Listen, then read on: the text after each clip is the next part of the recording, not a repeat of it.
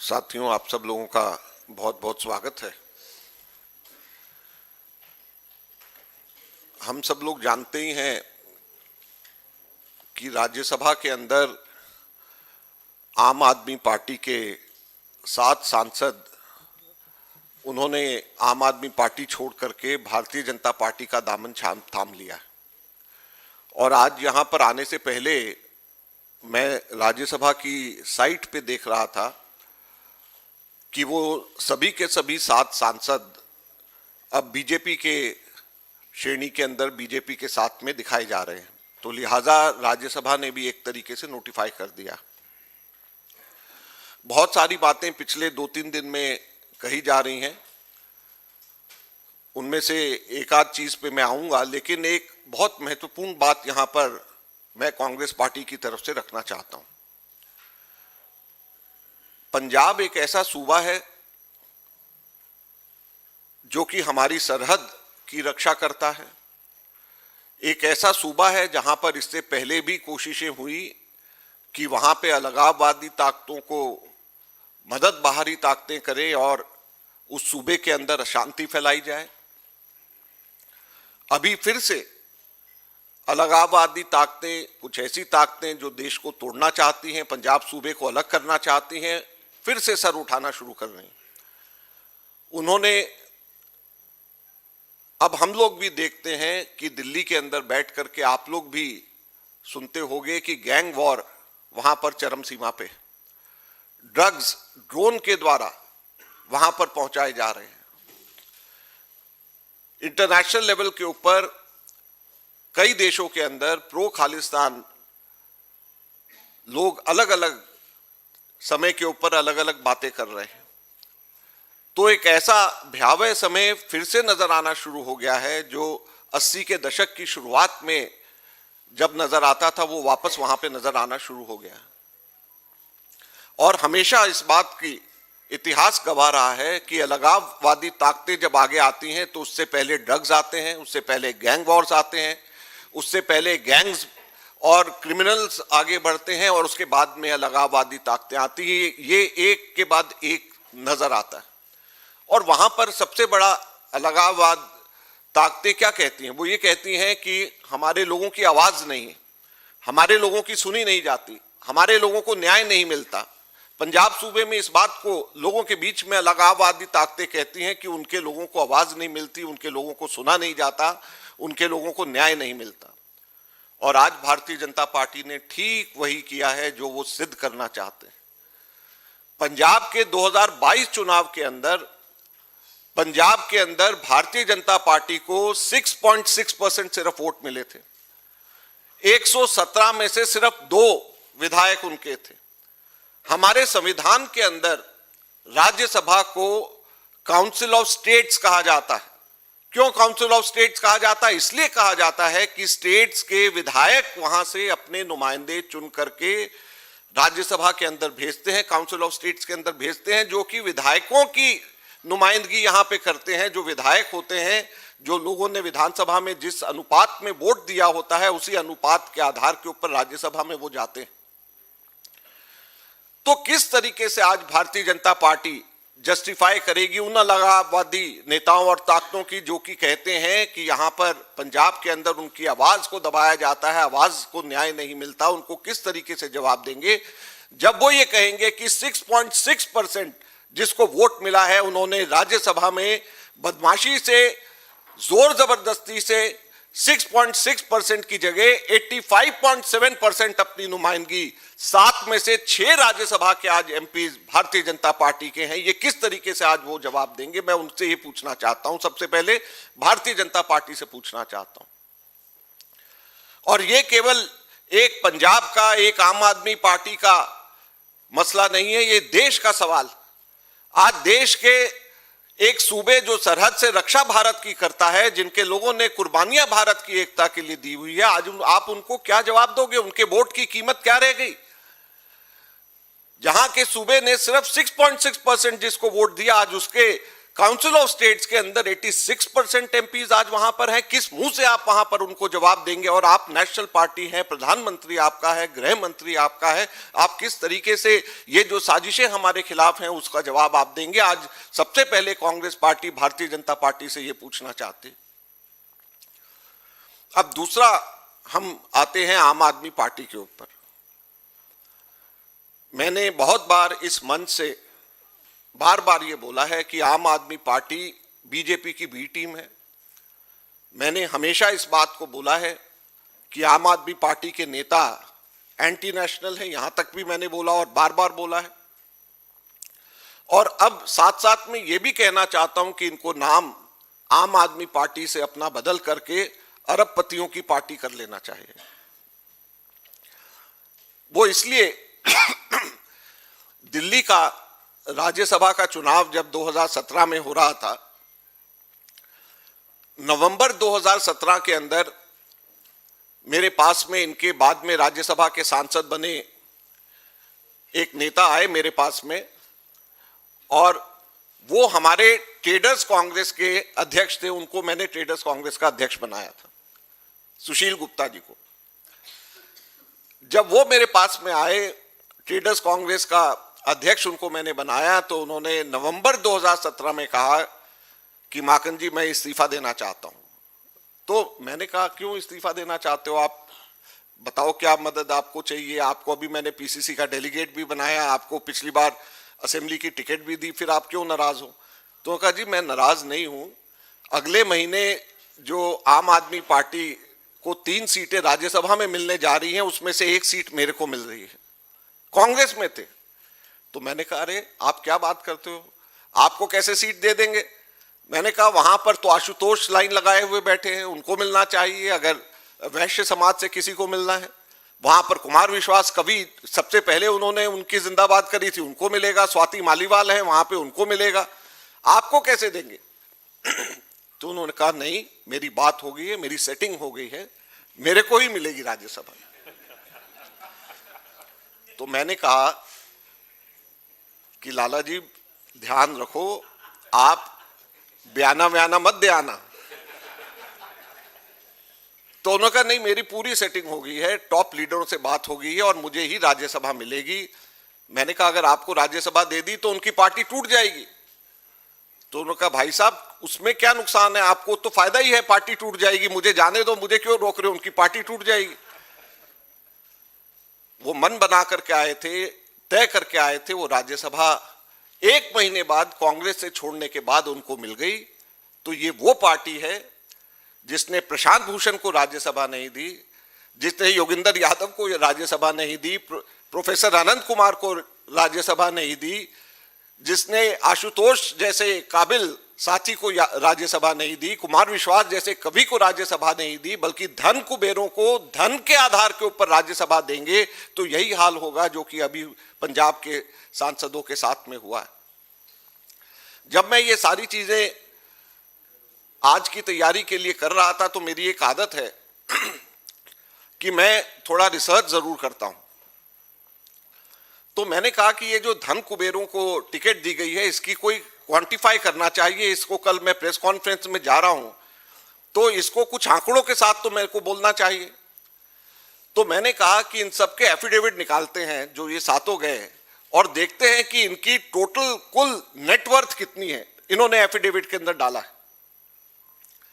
और आप साथियों हैरान होंगे, जो मैं आंकड़े आपको बताऊंगा वो चौंकाने वाले। 7 लोगों की टोटल तो मेरी कैलकुलेशन से बाहर है, लेकिन जितने टोटल थे उसको 7 से डिवाइड किया, तो जो प्रति राज्यसभा, प्रति व्यक्ति राज्यसभा जो इनकी नेटवर्थ है वो है 818 करोड़ रुपया प्रति राज्यसभा। 7 एमपी जो आम आदमी पार्टी से छोड़ करके भाजपा गए हैं, 818 करोड़ रुपए, 50,35,420 एग्जैक्टली 420 भी है लास्ट में।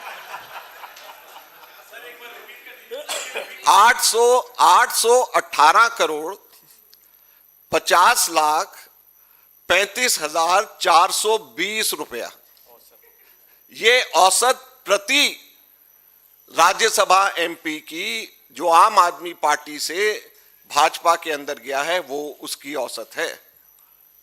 तो ये कहां के आम आदमी पार्टी है? ये अरबपतियों की पार्टी है।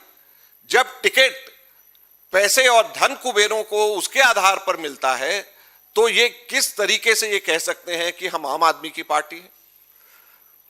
और फिर उसके बाद में मैंने एक और रिसर्च किया। मैंने कहा कि ये देखा जाए कि ये सारे सुशील गुप्ता जैसे तो नहीं है। मतलब ये कि ये पहले से आम आदमी पार्टी के लिए काम करते थे या सिर्फ चुनाव के टाइम पे गए। तो जब उस पर मैंने पूरी रिसर्च करी तो ये जितने धन कुबेर हैं इनमें से एक की भी मुझे कोई स्टेटमेंट नहीं मिली जो कि आम आदमी पार्टी के फेवर में इन्होंने दी हुई हो चुनाव से पहले, अपने राज्यसभा में जाने से पहले। लिहाजा टिकट मिली, कुछ हुआ सेटिंग, और उसके बाद में ये राज्यसभा में आम आदमी पार्टी के हो गए। और उसके बाद में अब 3 दिन पहले बीजेपी ने इनको वापस अपनी पार्टी में ले लिया। सिर्फ 6% वोट लेने वाला अब 86% वहां पर राज्यसभा के अंदर सीटें पंजाब से ले रहा है। ये सारी की सारी चीजें यहां पर हुई हैं। बहुत सारी बातें और कहने को है, मैं इनसे चर्चा कर रहा था, उन्होंने कहा नहीं आज आप इतना ही रख दे, ज्यादा देंगे तो और जो है बहुत सारी चीजें हो जाएंगी। लेकिन एक बात मैं अंत में कहना चाहूंगा जिसके लिए मैं सबसे बड़ा दोषी आम आदमी पार्टी को मानता हूं। मेरी ये खुशकिस्मती है और शायद मैं ही एकमात्र ऐसा व्यक्ति हूं जिसने 2 बेहतरीन एडमिनिस्ट्रेटर्स के अंडर बतौर कैबिनेट मिनिस्टर काम किया है। एक शीला दीक्षित जी और एक डॉक्टर मनमोहन सिंह। दोनों ने मुझे अपनी कैबिनेट में मौका दिया और सिर्फ मैं ही एकमात्र व्यक्ति हूं जो दोनों के कैबिनेट के अंदर मिनिस्टर्स था। और दोनों से बेहतरीन एडमिनिस्ट्रेटर, दोनों से बेहतरीन काम करने वाला, समझने वाला और ईमानदार एडमिनिस्ट्रेटर शायद ही कभी किसी ने देखा होगा। और इस सदी में खास तौर पे हमारे 21वीं सदी के अंदर इस तरीके से कोई भी एडमिनिस्ट्रेटर हम लोगों ने नहीं देखा है। अब उन लोगों को बदनाम करने की अगर साजिश किसी ने रची तो उसका नाम अरविंद केजरीवाल और आम आदमी पार्टी है। आज इनके मुंह से मुखौटा उतर गया है। किस तरीके से ये शीश महल में रहते हैं, किस तरीके से पैसे लेकर के ये टिकटों का व्यापार करते हैं और किस तरीके से उसके बाद भारतीय जनता पार्टी की झोली में डाल देते हैं। पहले भारतीय जनता पार्टी से ना तो मनमोहन सिंह जी के खिलाफ ना शीला दीक्षित जी के खिलाफ कुछ भी हो पा रहा था, तो उन्होंने एक प्रॉक्सी को आगे किया और वो प्रॉक्सी अरविंद केजरीवाल और आम आदमी पार्टी देश के अंदर वहीं पर जाकर के चुनाव लड़ते हैं जहां कांग्रेस और बीजेपी का सीधा मुकाबला होता है। दिल्ली में लड़ते हैं, हरियाणा में लड़ते हैं, गोवा में लड़ते हैं, गुजरात के अंदर लड़ते हैं, वहीं पे जाकर के लड़ते हैं जहां पर डायरेक्ट सीधे के सीधे मुकाबला होता है कांग्रेस और बीजेपी का या कांग्रेस और दूसरी पार्टी का, ताकि कांग्रेस को नुकसान पहुंचाया जा सके। तो ये अब इनके मुंह से मुखौटा पूरी तरीके से उतर गया है और मैं समझता हूं कि आगे आने वाले समय में देश की जनता इस चीज को अच्छे से समझेगी और ध्यान देगी। धन्यवाद।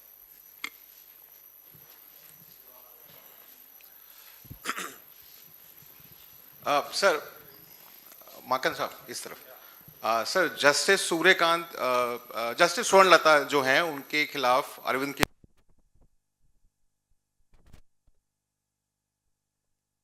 आरएसएस से संबंध हैं, आप कैसे देखते हैं? आप कह रहे हैं मुखौटा उतर गया, वो कह रहे हैं कि मैं सत्याग्रह कर रहा हूं उसके खिलाफ। देखिए, ये बड़ी अजीब सी बातें कुछ हो रही हैं। केजरीवाल जी को बेल मिल जाता है और बाहर निकलते ही वो अनाउंस करते हैं कि हरियाणा में सारे चुनाव वो सारे के सारे सीटों पे खुद लड़ेंगे। यहां पर अशोक मित्तल जी 12:30 बजे बीजेपी ज्वाइन कर जाते हैं और 3:30 बजे केजरीवाल जी ये कहते हैं कि उनको मकान दूसरा अलॉट हो गया क्योंकि वो अशोक मित्तल के घर पे रह रहे थे। तो ये सारी चीजों में मुझे कुछ घपला नजर आता है। मैं थोड़ा ये केजरीवाल जी स्टाइल बोल रहा हूं। इन सब चीजों में मुझे कुछ घपला नजर आता है और मुझे ऐसा लगता है कि सब मिले हुए हैं जी।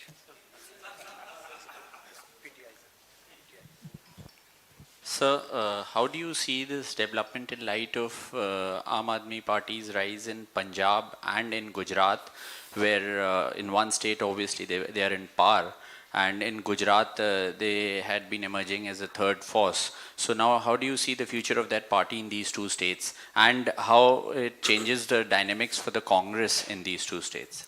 Well, first of all, you have to understand, again, I am reiterating what I have said earlier, that AAP has been propped by the BJP as a proxy to check and counter Congress. Because BJP was not in a position and was unable to do anything in Punjab. So what they have done in Punjab, they propped up Aam Aadmi Party with just 6.6% of the total votes they got. They have managed 86% of the Rajya Sabha seats from Punjab. The same they are doing in Gujarat also. With seats, Aam Aadmi Party is contesting in Lok Sabha and in Vidhan Sabha. The only seats where Congress had a chance to defeat the BJP. In the last assembly elections, you have just said that AAP is rising in Gujarat. In the last assembly elections, they gained Aam Aadmi Party. But who gained the most? The BJP, because of the gain of the Aam Aadmi Party, because they are cutting into Congress party's votes. So if you look at the percentage of votes which Aam Aadmi is getting, the percentage of votes which they are cutting, the party which is at loss because of them, it is the Congress party, and which tends to gain is the BJP. And everything, I have just said, Kejriwal was granted bail, and immediately coming out, he said that he is going to contest all 90 seats in Haryana. They got 0.6-0.7% votes, and it was just the same percentage of votes which was the difference between the Congress and the BJP. The same thing happened in Delhi also. Soon after the Lok Sabha election, they announced, their state president announced that they are going to contest alone in the Vidhan Sabha. Why? Just to help the BJP. Sir इधर माकन साहब हाँ, mic उधर पहुंचा हुआ है उसके बाद. हाँ. माकन साहब you've just said that आम आदमी पार्टी का मुखौटा उतर चुका है and it has always acted as a proxy to the BJP, and wherever there is a direct contest they have tried to hurt the Congress interests and acted at the behest of the BJP. But the Congress, we have seen, although you have individually been very vocal about the Aam Aadmi Party, and we've heard these statements from you, but your party has many a time we've observed that they have worked in coordination with the Aam Aadmi Party. The Aam Aadmi Party was also part of the opposition India alliance, and so, but if you knew that it is a proxy, it is acting as a proxy to the BJP, then you couldn't see this through earlier. And why was the party aligning with such a proxy? Well, there are many people in the party having different thinking and different voices in the party. Always it is not for the first time that in Congress party different people think, different leaders think differently. I would just like to reiterate what I have been saying all along, that it was a big mistake on the part of Congress party earlier in 2014 to have supported Aam Aadmi Party's 40 days governance. It was just because of that one small support that Aam Aadmi Party managed to stay in Delhi, and after that also in the Lok Sabha elections we could have avoided. But there are pressures, counter pressures from other alliance partners on the basis of which we have to take certain decisions, and the party can't take a decision even knowing fully well that he is a proxy of the BJP. You have to take certain decisions collectively with the help of other alliance partners. And when the other alliance partners are so hell-bent upon that we need this party with us, we need this person with us in the alliance, then Congress party can't do much, because it is a collective decision-making process when it comes to the India alliance thinking. Sir, That is why when I say that the mask has come off, it means that the mask has come off not only for the Congress party, we all knew it earlier, the mask has come off for the other alliance, India alliance partners, who can now clearly see what is happening.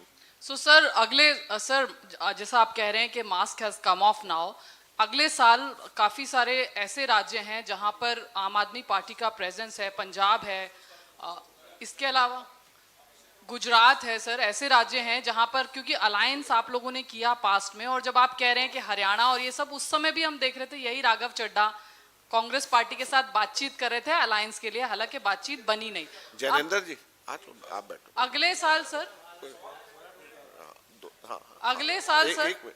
हाँ हाँ अगले साल sir ये महत्वपूर्ण राज्य हैं जहां पर आम आदमी पार्टी का प्रेजेंस है, क्या कांग्रेस पार्टी बिल्कुल परहेज करेगी? अब can we say that since the mask has been off that Congress is not going to align them within in future? देखिए, one thing I would request you to recollect is that as far as the alliance is concerned, we had alliance with Aam Aadmi Party only on two occasions. One, when it wasn't a pre-poll alliance. In 2014, when we supported them, we supported their governance. It was not a pre-poll or a poll alliance. The only alliance we had was in the 2024 Lok Sabha elections, when it was the India alliance as a whole came together. So we never had an alliance with them in any state elections, and I don't think it is going to happen anytime soon. I don't think it will ever happen. नहीं, कैसे? अब तो मैंने जैसे बोला कि the mask is off now, not for us. For us, the mask was off earlier also, but now the other parties also should realize बहुत सारी चीज़ें हुई हैं, जैसे मैंने अभी कोर्ट के डिसीजंस के बारे में भी बताया और बाकी सब चीज़ों पे भी बताया, तो सब लोगों को अब समझ आनी शुरू हो गई है, तस्वीर साफ होनी शुरू हो गई है। माकन साहब, आपने सुशील गुप्ता जी का नाम लिया कि वो सुशील जी। गुप्ता जी कांग्रेस में थे और वो जी, हाँ। मेरा सवाल है, आपने मोती नगर विधानसभा जो टिकट दी उन्हें, उससे पहले वो कांग्रेस के प्राइमरी मेंबर नहीं थे। आपको शायद जानकारी होगी, सदर संसदीय क्षेत्र में तत्कालीन जो कांग्रेस के कैंडिडेट हुआ करते थे वो केवल उनके एक फाइनेंसर थे।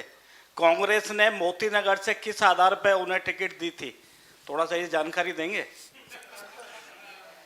आपने बड़ा अच्छा प्रश्न पूछा है, लेकिन एक मैं आपकी और मैं इसमें कोई बहस में नहीं जाना चाहता, मैं जवाब भी दे रहा हूँ कि सुशील गुप्ता ऐसा नहीं है कि पहले कांग्रेस में नहीं थे। सुशील गुप्ता, मैं दिल्ली विश्वविद्यालय छात्र संघ का अध्यक्ष 1985 में बना था और NSUI से मैं चुनाव लड़ा था। मेरे से पहले 1984 में NSUI से दिल्ली विश्वविद्यालय छात्र संघ के कैंडिडेट सुशील गुप्ता थे, तो ऐसा नहीं है कि वो पहले नहीं थे।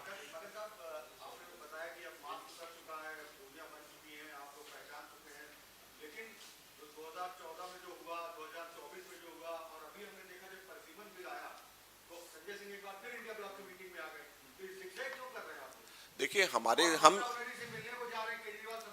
देखिए विक्रांत जी, आप यही हम लोगों को सबसे बड़ा दुख होता है, हमारे बात समझने की जगह हमसे ही प्रश्न पूछ रहे हैं। उनके संजय सिंह जिगजैग कर रहे हैं या उनके और जो स्वाति मालीवाल और जो पाठक है वो जिगजैग कर रहे हैं या हम जिगजैग कर रहे हैं, वो अगर आकर के कोई व्यक्ति हमें इशू पे समर्थन देगा तो क्या हम उसको मना कर देंगे? कोई भी व्यक्ति अब आकर के हमें, अगर कोई एक MP भी आकर के हमें समर्थन देगा, हमारे जो बात हम रख रहे हैं, तो हम लोग तो उसको भगाएंगे थोड़े, स्वागत करेंगे। लेकिन पोल अलायंस की अलग बात है, मैंने उसका जवाब दिया है। अगर मान लीजिए राज्यसभा में, लोकसभा में कोई व्यक्ति ये कहे कि भी हम आपकी बात से, आपकी सोच से सहमत है, तो उसको भगाया थोड़े जाएगा।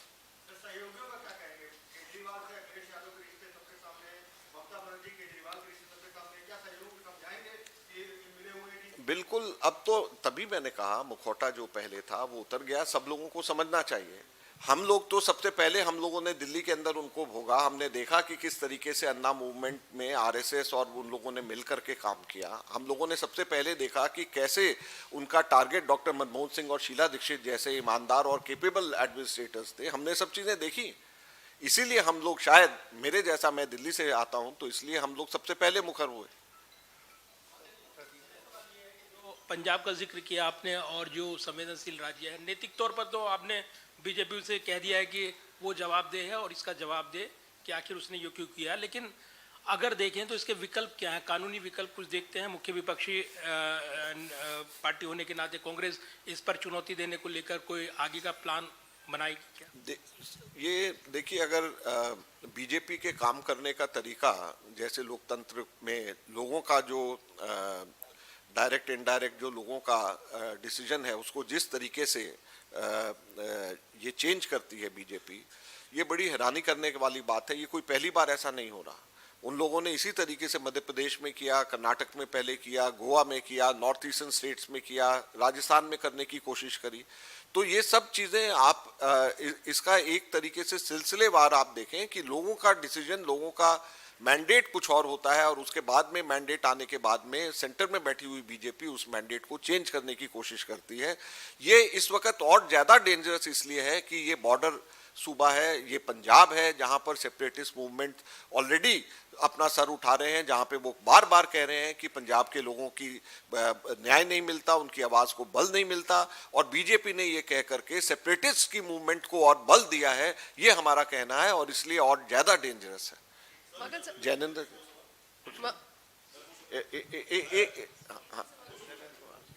ओके सर, तो जो आपका इसके बाद मुख्य प्रेस कॉन्फ्रेंस का जो केंद्रीय विषय था कि इससे पंजाब में अलगाववादी जो ताकतें हैं उनको दुष्प्रचार का मौका मिलेगा भारत के खिलाफ और सेंटर के खिलाफ, इसको लेकर के सर क्या कुछ और आप हमें बता सकते हैं? और एक चीज और कि इतनी बड़ी टूट हुई आम आदमी पार्टी में, वो आक्रामकता नजर नहीं आ रही, हम उनको सड़कों पर नहीं देख रहे बयानबाजी के अलावा, इसके पीछे आपको क्या वजह नजर आती? ये आपने दूसरा वाला प्रश्न बहुत अच्छा पूछा है आपने।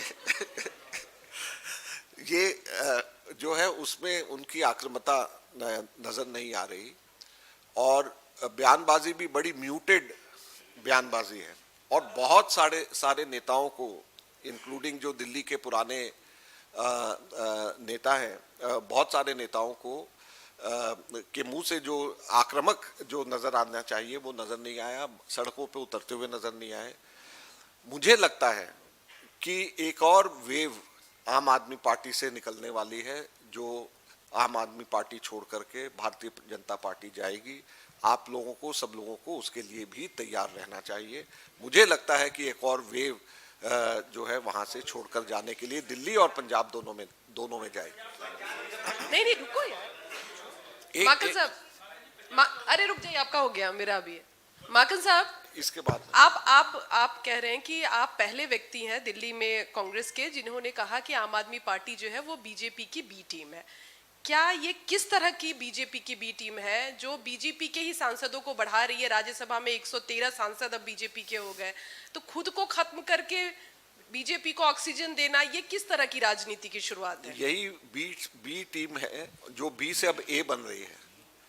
तो जब बी टीम है उनको मदद करती है जीतने में, अपने लोगों को, जब वहां पे बहुत सारे लोग डायरेक्ट बीजेपी में नहीं जा सकते, लेकिन बहुत सारे लोग वाया आम आदमी पार्टी बीजेपी में जा सकते हैं, तो ये वही टीम है जो बीजेपी को जीतने में पहले मदद करती है। उसके बाद अब जैसे पंजाब के अंदर बीजेपी का कोई चांस नहीं था, दिल्ली में 1993 से लेकर के 2014 तक भी बीजेपी कोशिश करती रही, वो चुनाव नहीं जीत पाई, अभी तक भी नहीं जीत पाई थी। तो वो तभी जीते बीजेपी जबकि उन्होंने वोट डिवीजन किया। गुजरात के अंदर इन्होंने थोड़ा सा परसेंट वोट लिया, लेकिन बीजेपी की सीट परसेंटेज इन्होंने, स्ट्राइक रेट एकदम से बढ़ा दिया। गोवा के अंदर जब 10 साल पहले जो चुनाव हुए थे उसके अंदर जितने वोट से कांग्रेस पार्टी हारी थी, उससे 1% सिर्फ फालतू वोट इन लोगों ने वहां पर लिया था। तो ये सारी की सारी बातें हैं, हमको समझना चाहिए, इसलिए बी टीम है। और अब बी टीम से अपने सारे के सारे लोगों को सांसद वहां पर इनके जा रहे हैं। माकन साहब, हेलो, बिल्कुल, देखिए मैंने तब भी कहा था, आम आदमी पार्टी एंटी नेशनल है, कि जिस तरीके से चंदे इन लोगों को जहां जहां पे मिला था, और उस टाइम के ऊपर जो अलगाववाद ताकतें पंजाब की अमेरिका में और कनाडा में जो थी, उन लोगों ने ओपनली कहा कि हम लोगों ने अमाउंट भी बताया कि इतने $1 मिलियन हमने केजरीवाल को दिया। और उस वक्त इनकी पार्टी का ट्रेजरर राघव चड्ढा जी हुआ करते थे। तो सबके ऊपर केसेस हो गए, चड्ढा जी के ऊपर केस नहीं हुए क्योंकि चड्ढा जी बीजेपी चले गए। तो एक पुरानी कहावत थी अन्ना जी के बाद में, मूवमेंट के बाद, कि अन्ना जी के सब बच्चे अब सेट हो गए। माकन साहब, मेरा सवाल ये है, आवाज आ रही है जी? मेरा सवाल ये है कि आपने कहा कि अन्ना आंदोलन आरएसएस ने करवाया था, उसके पीछे आरएसएस थी, लेकिन उसी आंदोलन के बाद जब आम आदमी पार्टी चुनाव लड़ती है तो आपके बैसाखी पे बैठ के आप ऑक्सीजन देते हैं, केजरीवाल मुख्यमंत्री बन जाते हैं, उसके बाद लोकसभा चुनाव, एक मिनट सर, उसके बाद आप गठबंधन कर लेते हैं। तो हर बार जो है आप लोग गठबंधन कर लेते हैं, लेकिन सवाल ये है कि क्या आप इस मन से दिल्ली की जनता से ये वादा करते हैं कि दोबारा कभी समझौता आप नहीं करेंगे? देखिए, मैंने बोला कि हम लोगों ने 2014 में भी समझौता हमने प्रीपोल नहीं किया था और कभी दिल्ली के इलेक्शंस में हमने समझौता उनसे नहीं किया।